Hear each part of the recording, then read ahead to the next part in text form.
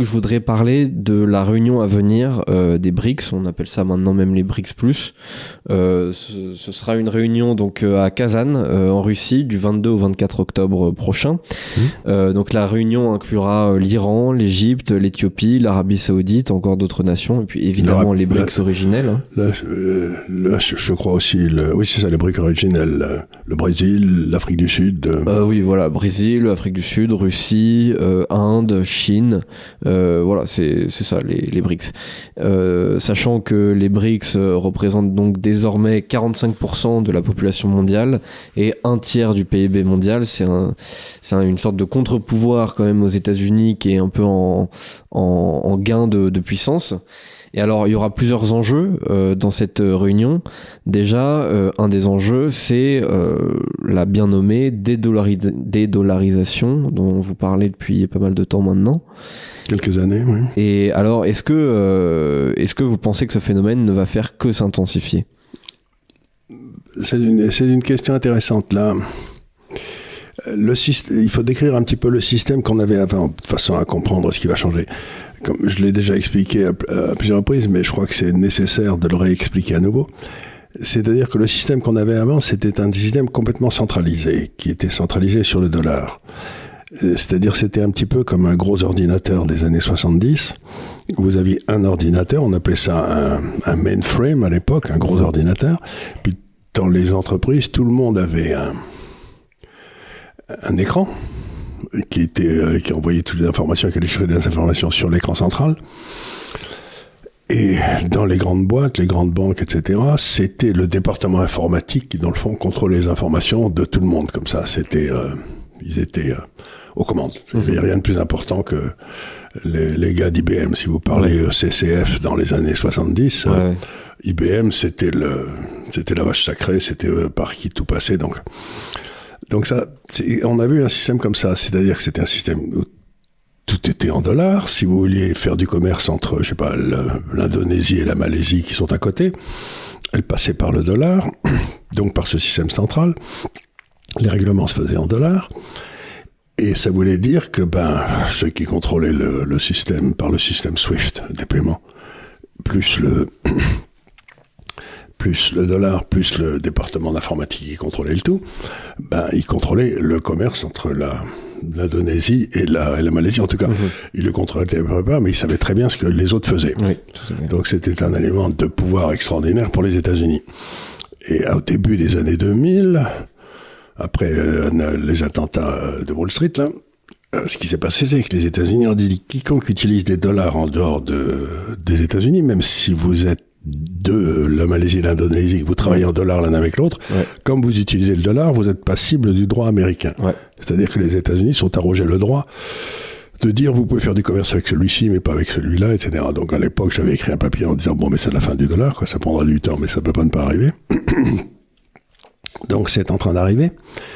Et la question, c'est les gens me disent, j'ai deux questions qui arrivent immédiatement, c'est qu'est-ce qui va remplacer le dollar et qui va contrôler le système. Et la réponse à ces questions, c'est ni l'un ni l'autre, mon général. Rien ne va remplacer le dollar, mais on n'aura plus besoin de dollars puisque vous ferez, et tout sera fait par des systèmes complètement décentralisés de commerce bilatéral.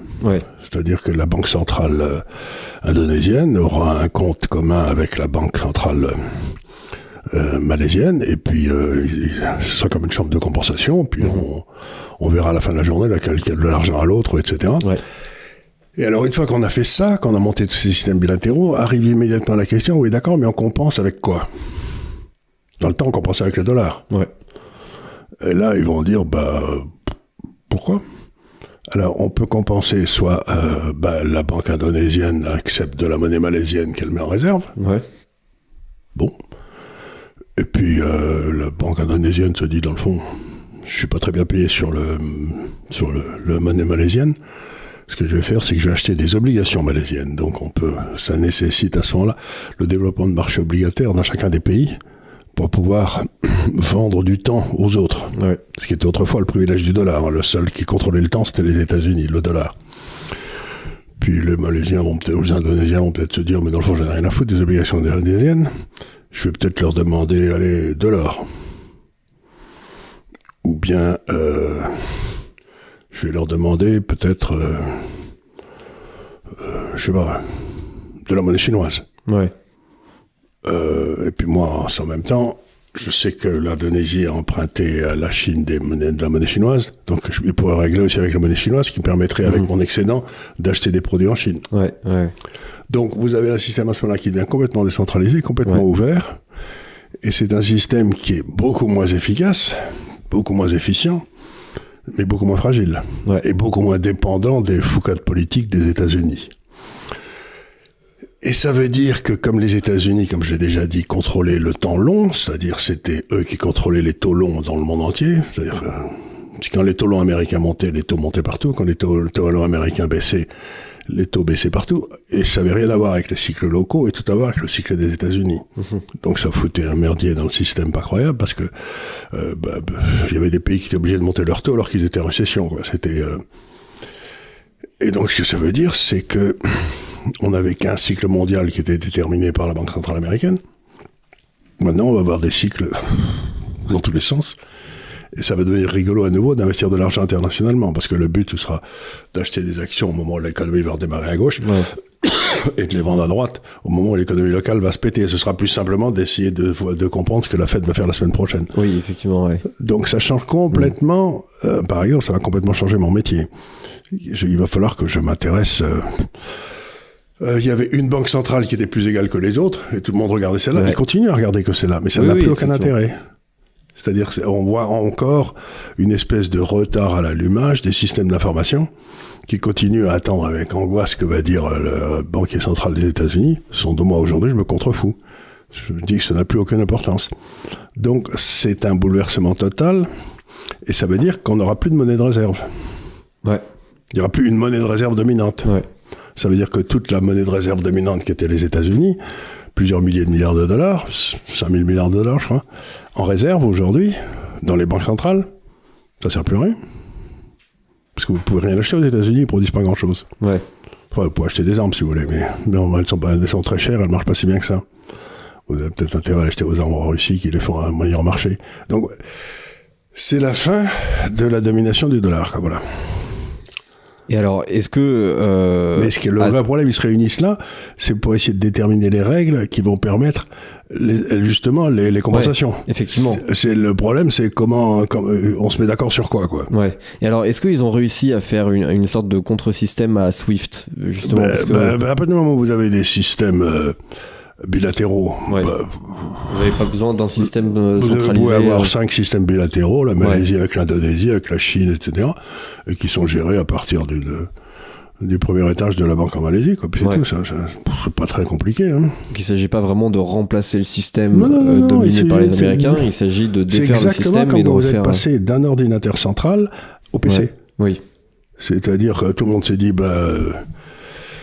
Et je vous signale que IBM, quand les PC sont apparus, il a dit ça n'a aucun intérêt ce truc-là. Et donc ils ont complètement raté la révolution du PC, quoi. Ouais. Et puis les Américains sont en train de dire ça marchera pas votre truc. Ouais. Et évidemment, ce genre de truc, c'est absolument fondamental pour eux, pour ces pays-là, parce que on a vu ce qui s'était passé avec la Russie il y a 2 ans. La Russie a un peu souffert pendant quelques mois des sanctions occidentales. Aujourd'hui, ça va mieux. Mais justement, en se prémunissant contre des sanctions occidentales avec justement l'importance du système SWIFT, là... à l'avenir, s'il y a une guerre avec l'Inde ou la Chine, c'est comme les grands systèmes de... Là, ça leur fera plus rien.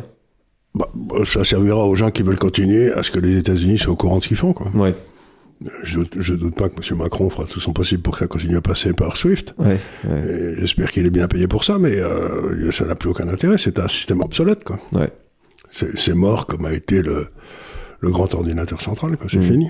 Et alors, est-ce qu'il faudrait s'attendre à ce que de plus en plus de pays rejoignent justement les BRICS, peut-être à terme ils vont rejoindre les SWIFT, il suffit simplement qu'ils disent, moi, vous savez, mon commerce, il va de plus en plus passer par des accords bilatéraux, quoi. Ouais.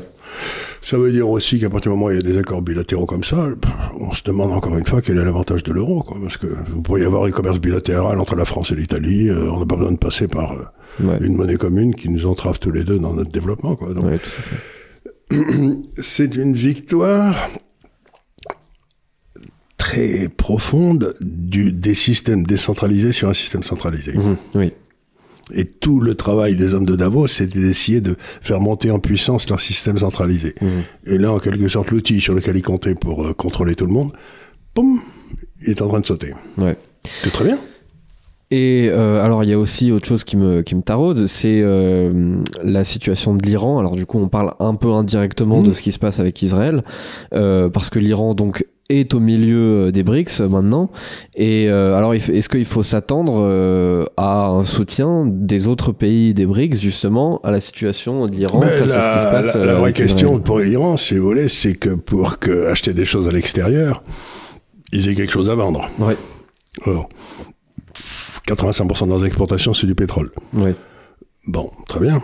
Mais si Israël fait sauter Les ports. les ports pétroliers, il y en a un ou deux, ce qui peut être fait en 5 minutes, ils n'ont plus rien à vendre. Donc à ce moment-là, ils retourneront à l'âge de pierre, quoi. Et à ce moment-là, je ne sais pas si le régime peut tenir. Ouais. Dans le fond, tout le monde se pose la question. Israël va sans doute taper sur l'Iran. On peut le penser, ça n'a pas l'air d'être une grande nouveauté. En tout cas, ils ont dit qu'ils allaient le faire. Ouais. La question, c'est est-ce qu'ils vont taper sur les installations portuaires pour empêcher l'Iran d'exporter, en ruinant l'Iran? Bon, hypothèse numéro 1.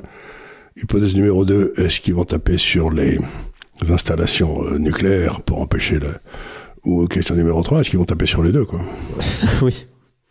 Oui, je pense que c'est assez probable qu'ils fassent un petit peu des deux. Ouais. Voilà. Donc à ce moment-là, si l'Iran n'a plus rien à vendre, peut-être la Chine lui fera des prêts, j'en sais rien, mais les Chinois sont ainsi faits que sont pas des bienfaiteurs de l'humanité. Donc c'est pas des Américains. Il y aura pas un parapluie chinois sur l'Iran, quoi. Il y aura d'abord, et ensuite les Chinois diront bon, ben on va bien vous vendre des produits pour que vous mouriez pas de faim ou j'en sais rien. Ouais. Mais nous, on prend le contrôle du port, le contrôle de ceci qu'on rebâtira et tout. Et donc, ça sera une très très belle perte de souveraineté pour l'Iran, quoi. Oui, c'est sûr.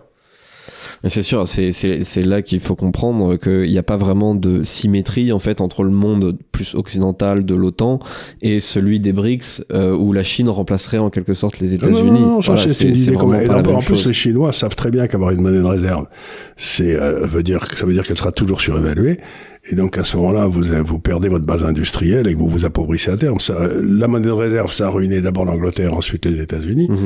Et maintenant, ils ne vont pas du tout pourquoi ils devraient... ils ne veulent pas remplacer le dollar par du yuan. Bien sûr que non. Ouais, c'est sûr. Donc voilà un petit peu ce que je voulais évoquer par rapport aux BRICS, parce que c'est vrai que c'est... Mais c'est des problèmes techniques, c'est pas des problèmes de fond. Tout le monde est d'accord sur ce qu'on vient de dire. Ouais. Maintenant, il faut savoir comment on va faire Quand j'avais parlé de ça avec un banquier central, justement en Indonésie il y a longtemps, il m'avait dit oui, mais ce qui est embêtant, c'est que SWIFT, ça marche très bien. On appuie sur un bouton et tout marche et on veut Et il dit là maintenant, il va falloir monter des programmes, monter des systèmes. Donc il faut réinventer la roue, c'est-à-dire remettre en place des routines. Et ça prend du temps, quoi. Ouais, effectivement. Il faut changer de software, quoi. C'est comme de passer de